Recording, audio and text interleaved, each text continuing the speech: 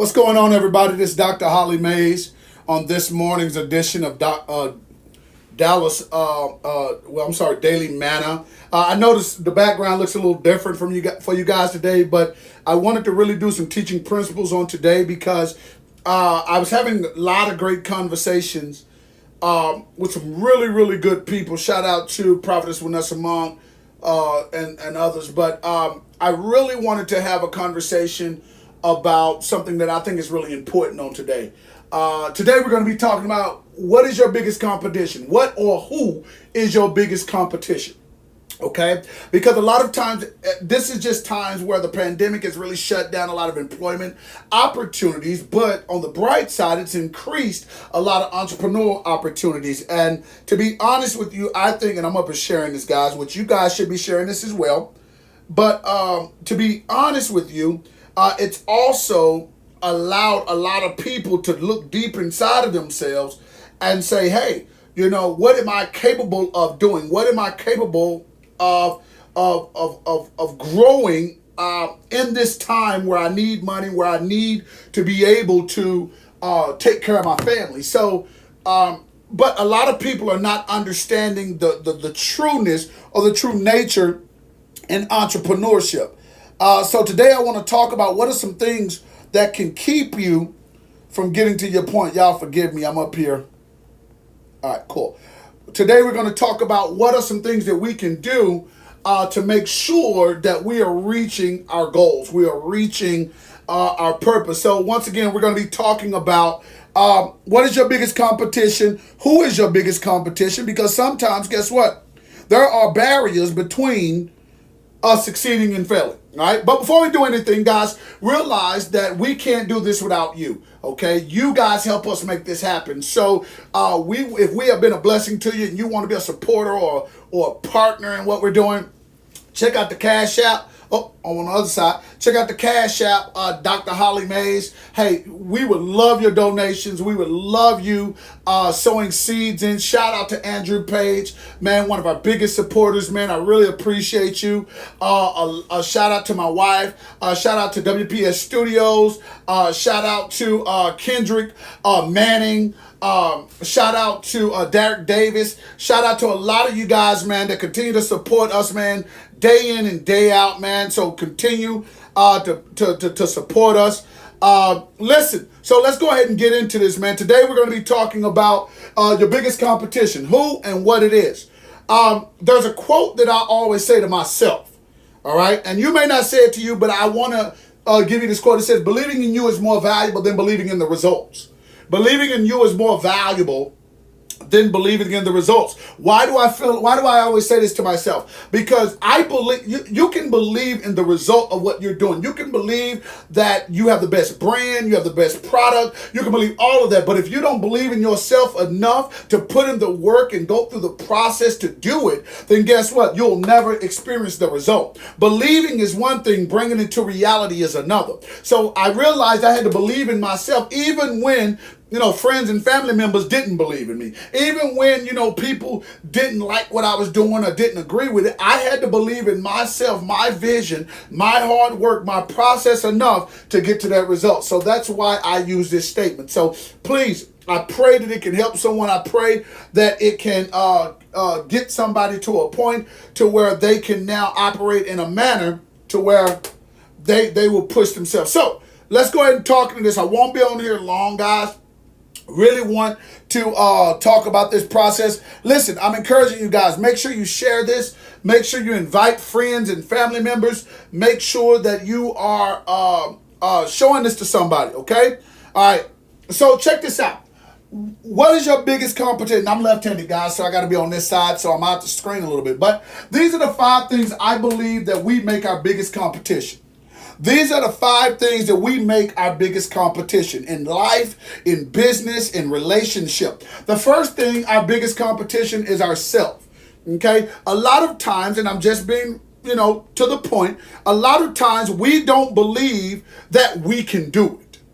It seems so far-fetched. I was reading a quote today by Mr. Warren Buffett, who is the richest man. Well, not right now. Warren Buffett, I think, is the 7th richest man in the world. Okay, and right now he said, man, making that first $100,000 was the hardest thing he's ever done. But one of the things he realized is he had to do it. In order for him to do it, he had to believe that he was the person that could do it. Everybody wants to earn six figures. I get it. People are content with 50,000. I get it. But in reality, if I offered you a job or I offered you an opportunity that would allow you to make six figures, it would completely change your life. So we understand that, hey, this is something we want to do. The difference between having the opportunity and operating to make it happen is your belief in self. Your ability to say, I can do this. I'm worthy. Because when you talk about your self-worth, you're saying, I'm worth the opportunity and the push and the result to get to getting six figures, getting to seven figures, eight figures. So the biggest competition that we have, first off, is ourself. And it's really saying, hey, listen, I can do this. How many people really understand that they can do this? They can get to this point. They deserve to walk around in this type of attire, or they deserve to drive this type of car or live in this type of house. They deserve to do that. And that's really a belief in self. But most of us are our own competition. There's a Instagram couple that I follow. They have their own brand, but they're shoe enthusiasts, and they're called their Instagram handle is Soulmates, but they have a brand called Compete. They have a brand called Compete. I forgot the actual. It's called Pursuit something. That's their actual clothing brand. But one of the things that the gentleman always says is, he says, I'm in competition with myself. And a lot of times we don't start things being in competition with ourselves. We use other people as the model, and we say, oh, I'm in competition with them. But you don't know how much effort they're putting in. You don't know if they even this, that, or the other. When you compete with yourself every single day, you know you have to change because you have not gotten to the result. You have not gotten to the result. If you're making $10 a day, now the competition is making $20 a day, and you putting forth the effort within yourself to make that happen. And a lot of times we don't like putting forth the extra mile. We get tired, we get lazy, we make excuses, we come up with all kinds of complaints. We don't like saying, wait, hold on, I got to get up. I was getting up at 9 o'clock in the morning, which is pretty early, or I was getting up at 7 o'clock in the morning, which is pretty early, and guess what? I was bringing in $100, $200 a day, but my goal is to bring in six figures. My goal is to bring in seven figures. So I can't keep getting up at the same time and want to make a different amount.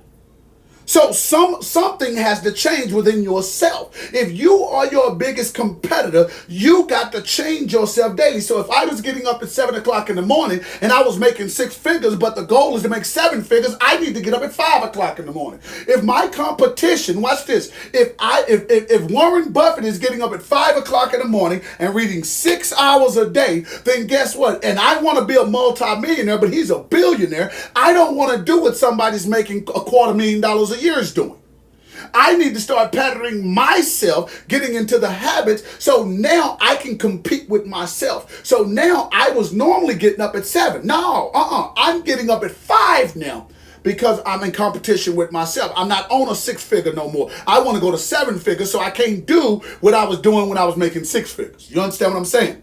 So when you are in competition with yourself, then guess what? You'll block out all the haters. You'll block out all the naysayers. And this is going to move to the second point of our biggest competition. Our second biggest competition, guess what? It's people. It's people. We got a problem not learning how to compete with people. It's going to be difficult for you to get to the next level, and you got a problem competing with yourself and also competing with people. You have created multiple people that you are competing with. That's why I said competing with yourself is number one, because get this, competing with people is a matter of opinion. I can't compete with soulmates. You know what I'm saying? Because they got a brand called Compete. Our demographic may be totally different.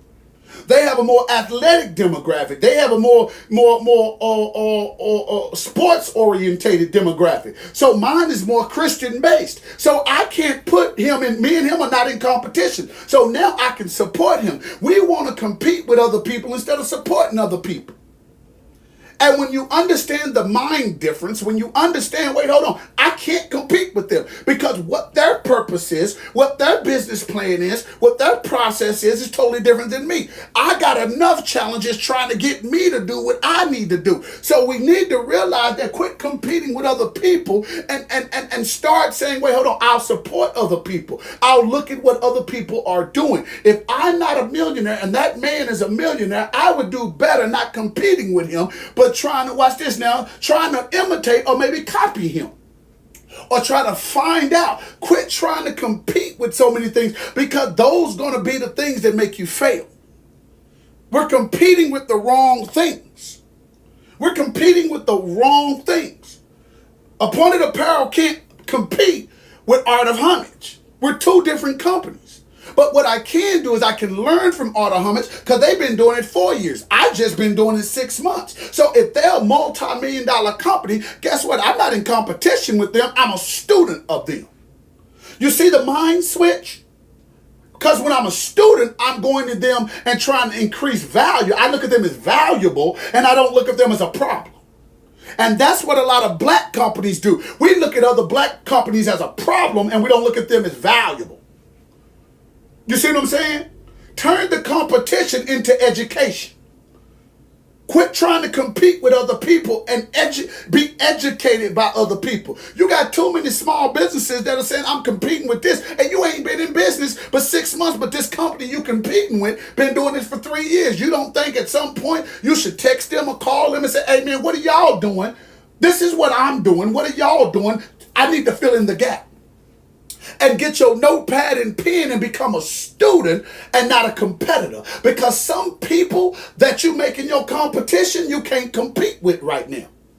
You got to get a better foundation.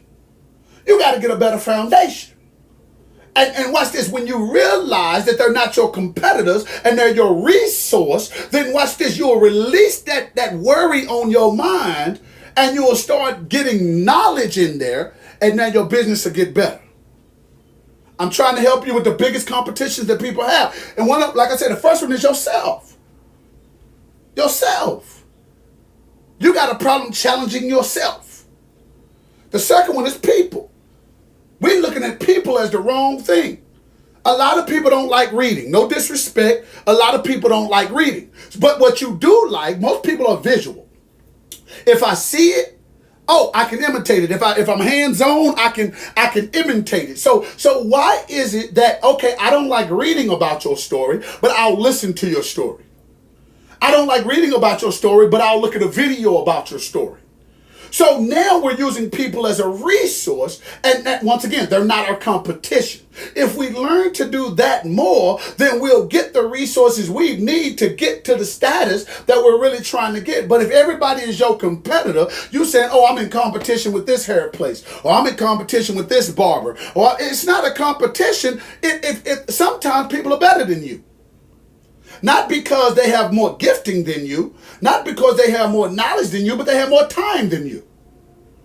And sometimes you haven't put in the time. Many people try to get to the money, but you ain't got to the time yet. You can't go on a job making money and you ain't got time to. You got to clock in before you can get paid. And we don't look at that. You want to come right out the big, oh, I want to be the best brand possible. Why not be the most knowledgeable brand possible? So now you can expand on who you are. Why? Because not only am I doing it, I can teach it. And now I'm doing it in other locations on a broader film. That's where franchising come in there. But you can't do that if you don't learn from a person that's already done it. They're not your competitor. They're your resource. Art of Homage is not my competitor. Okay? Appointed Apparel is Appointed Apparel. We compete with ourselves. We compete with our yesterday. We don't compete with someone else's yesterday. They got to compete with that. They're our resource. It's things I don't know. I didn't know where to go get certain shirts. I had to go to Clement over at Art of Homage and say, hey, bro, where are you getting your shirts from? You know, how did you find out the texture of the shirt? I didn't know that. I'm not in fashion and design. So I took them from being my competitor to them being my resource. Watch this now. The next thing is reality. Some of you are competing with reality. What are you saying, Dr. Mays? Why are you saying we're competing? Are you saying I'm not realistic? No, I'm not saying that, but yeah, I'm saying that. Because some of y'all are not realistic in your dreams. Do you understand there's only 3% of all businesses that earn 6 figures or more their first year in business? And most of y'all ain't got the collateral or the money for a startup. You ain't got $50,000 or $100,000 to invest in a business. You starting from your 401k. You're starting from a loan that your friends and family members done gave you. Most black folks, especially in the hood, you don't have $100,000. You waiting on that stimulus check to come to do some, or your taxes to come to do. I'm just being real with you. So now you are starting from the lowest possible way. You're starting from the ground up. So now you have to be realistic. A lot of you are competing with reality. Oh man, this is going to be the best brand ever. No, it's not. Not right now, it's not. Right now, it needs to be the most knowledgeable brand. Right now, you need to be able to get as much education as possible. I didn't understand the value of a trademark. That wasn't even on my radar 6 months ago. 6 months ago, I was like, man, I got this great idea, man. I'm going to make appointed apparel.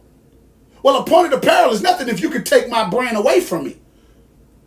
So I had to be realistic that the first year is not about making 6 figures. The first year is about system structure and strategy. The first year is about making sure I got a good foundation so that when my business grow high, it can also grow wide. It's not about how much money we make. But that was what I was thinking when I first got it. Man, we're going to sell 1,000 of these, man. We're going to sell 100 of these. No, I want to buy 100 of these. That don't mean that I got the system structures and strategies for the people to buy 100 of these. You understand what I'm saying? Sometimes we're competing with reality. We're just not realistic in our business outlook. We're just not. And now when things don't happen the way we wanted it to, or the way it looked when we was writing it on paper, or when we was having the dream, now all of a sudden we get disinterested because we don't like having patience. In business, you got to have patience because patience brings reality. The fact of the matter is, it won't always work the way you think it's going to work. For real, you have to face reality. I'm serious. Some of our biggest competition is how we think. Oh man, this is a dope brand. Prove it. Because right now, the only person that likes it is you. Before I come up with a color in my brand, I send it out to 50 people and see what their response is. And none of them are my friends and family members. I'm not asking my wife if she liked this. It doesn't matter because she's only one sale. I'm asking other people that don't know me, do you like this setup? If they tell me yes, guess what? Because they know 50 people that think and look and operate just like them. You got to have systems. You got to have reality. Just because you like it don't mean nobody else like it. I'm just being honest with you. That's facing reality about business. And a lot of times we don't like facing reality. Realistically, that doesn't work. Realistically, that you made a bad mistake. Realistically, guess what? You made a bad investment, and it happens in business. But if you don't face that reality, you will call it a failure and not an educational tool to help you get better, because failure is not a quitting situation. Failure is an educational situation, and you will fail over and over and over in business. But you will only look at failure as a tool to help you get better if you face reality. You have to face reality. Reality is not always about what you look at and what you think. Okay? All right? So, once again, real quickly, the first thing on the biggest competition is ourselves. The second thing is other people. And the third thing is reality. Okay? It's reality. Once again, I'm not saying that a company will not become a competition. I'm not saying that. But once again, how you perceive it and how you look at it versus what it is the difference. You understand what I'm saying? When I race, when I ran track, or when I played football, or when I played baseball, I didn't get out there and say, oh, I'm in competition with the pitcher. I'm not. I'm in competition with my batting stance. I'm in competition with my form. I'm in competition with my practice time. I'm in competition with the regurgitation of my movements, my footwork, my eyesight. That's what I'm in competition with. Because if I fail to compete against myself, then guess what? People will beat me every time, because you could be a better athlete than me. Real talk, that's just the reality of it.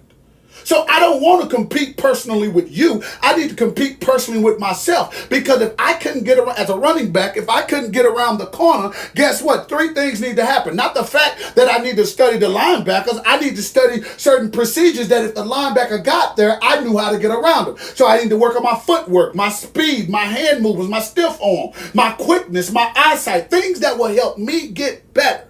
So instead of being in competition with people, I had to get me better.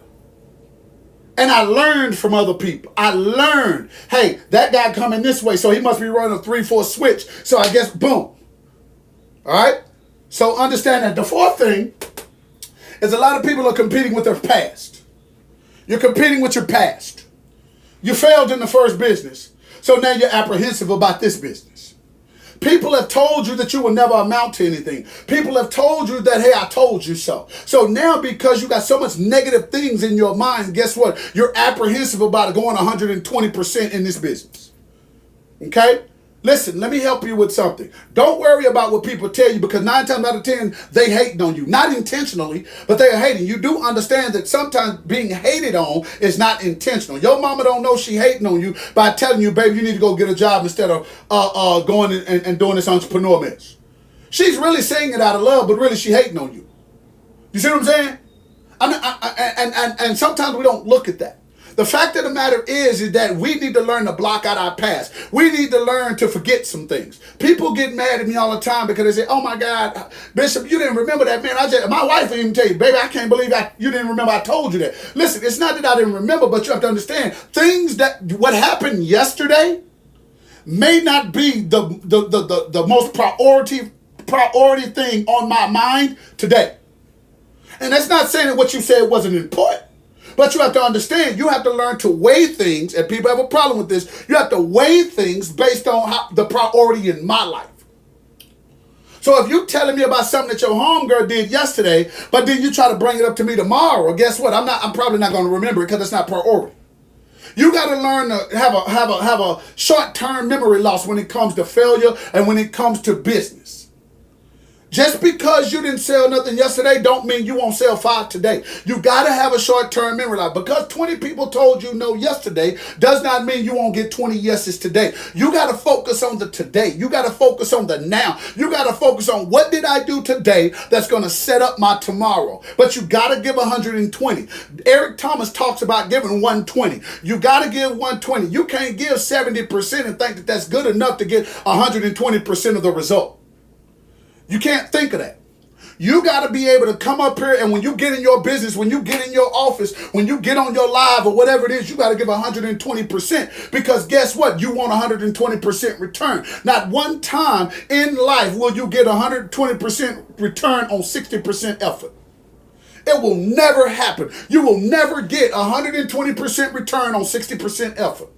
It won't happen. If you want 120% return, you got to give 120, 130, 140% effort. Quit shortchanging yourself based on what things did happen 2 years ago or 5 years ago. Quit shortchanging yourself. Listen, sometimes you got to get to the point, hey, listen, they ain't never coming back. Sometimes you got to get to the point, they will never change. It will never change. But you have to be the one to say, they may not change, but I'm going to change. Their mentality may be the same, but my mentality is not going to be the same. You don't have to believe in me. I believe in me. You don't have to deal with my vision. I have to deal with my vision. Sometimes you got to recognize that you're the lone person on the island. Once again, I'll go back to my statement. Believing in you is more valuable than believing in the result. I'm not even worried about what's going to happen 10 years down the line, because guess what? I believe in me enough to go through the process. If that happens, I know what can happen. But before that can happen, I got to happen. And a lot of times we don't like making it happen. We complain too much. We bring up too many excuses. We spend time doing things that have nothing to do with what we're trying to do. Nothing to do with it. We spend time operating in facets of our business that will not do the very thing we're trying to result in. And you gotta stop that. You gotta quit letting your past people, past situation, past mindsets, past ideas, past finances. You gotta quit letting that represent what your business is going to be today. So what, you failed? You know how many people have failed? A lot. You know how many people have failed on top of failure and still have made millions on top of millions? Sometimes you can, I'm going to help you with this. Thank you, God. You can fail into result. You can fail into result. Sometimes the thing that didn't happen is the thing that made it happen. That's why you have to embrace failure. Some of the people that left or some of the people that didn't believe in you is the reason why people believe in you. You got to embrace failure. Don't worry about your past. Don't worry about what messed up, who left you. Listen, I've been in ministry for quite some time. You know how many people have told me they would never leave me? They will always be, and all of a sudden they left, and next thing you know, they are the reason they're leaving is the reason I got a great ministry. Some of the people that don't believe in my brand is the reason why I get orders, I get calls every single day. Don't worry about what happened. Don't worry about who was there and who wasn't. Don't worry about who decided to sow, because watch this. Everybody that didn't want to be a part of your vision, when your vision becomes reality, I guarantee you will see them again. You will hear from them again. So really, when they leave, all you're saying is see you later. Learn to say that to your issues. I'll see you later. You don't believe in me? I'll see you later. You don't want to sow into it? I'll see you later. You don't want to stand by me while I'm doing it? I'll see you later, because I guarantee you, when you know I have the resources that you need to get your stuff to the next level, guess what? I'll see you then.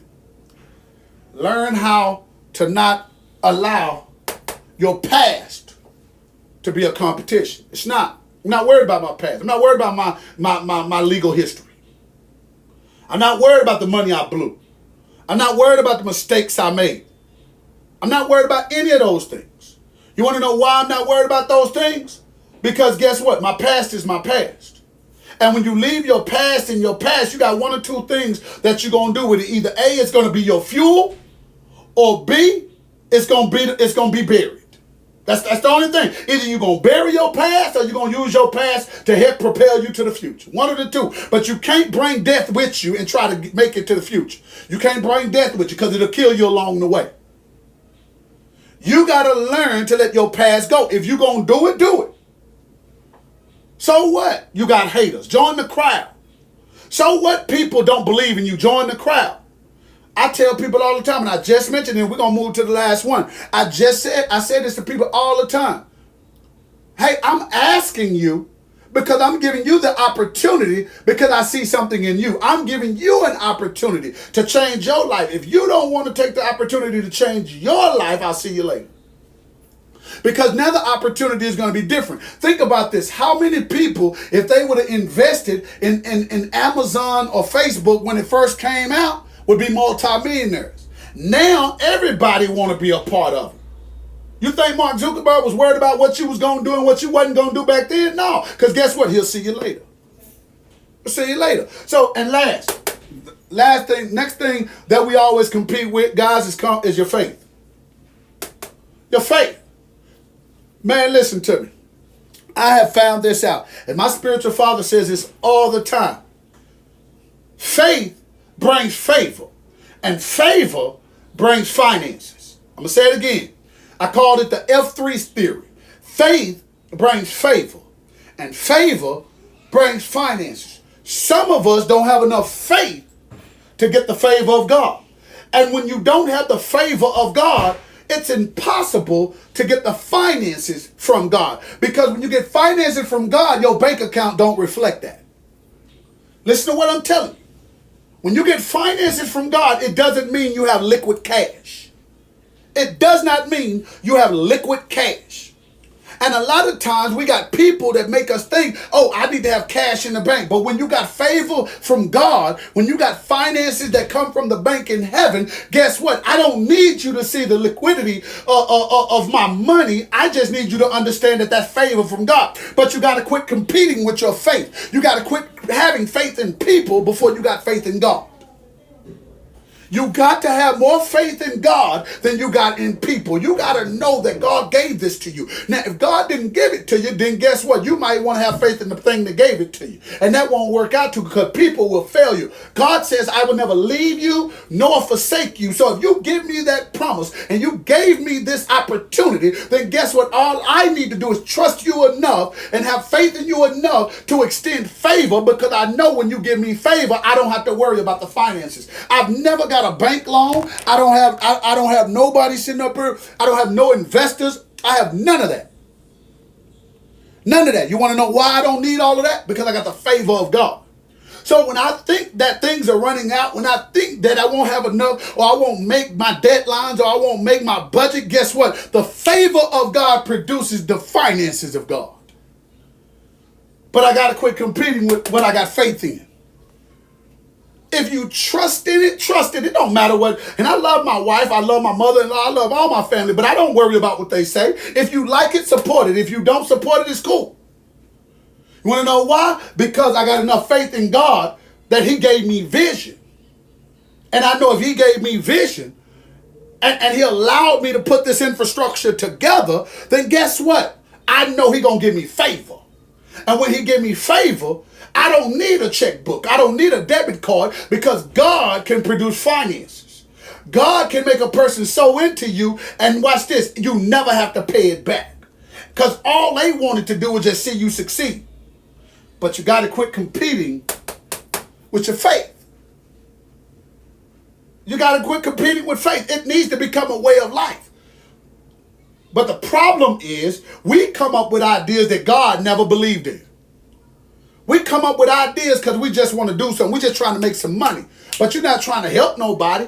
I didn't create my brand to make no money. I created my brand for like this young man that's over in Los Angeles, California, where his mom just bought him an entire pointed apparel outfit. And guess what? This young man, who is 16 years old, is walking around with an appointed, anointed, and elected shirt amongst his peers. And he feels like God loves him. He feels like he's fashionable and favored at the same time.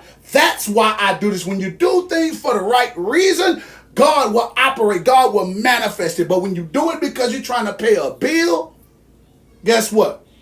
God will say, you don't want me involved in it because you're worried about people. So listen. Self, people, reality, past, and faith. Those are our biggest competitions. You got to get past some of them. You got to put them in the right perspective. You got to put them in the right order. You got to be able to do that. Because until you do that, guess what? You will never make it to where you're trying to go.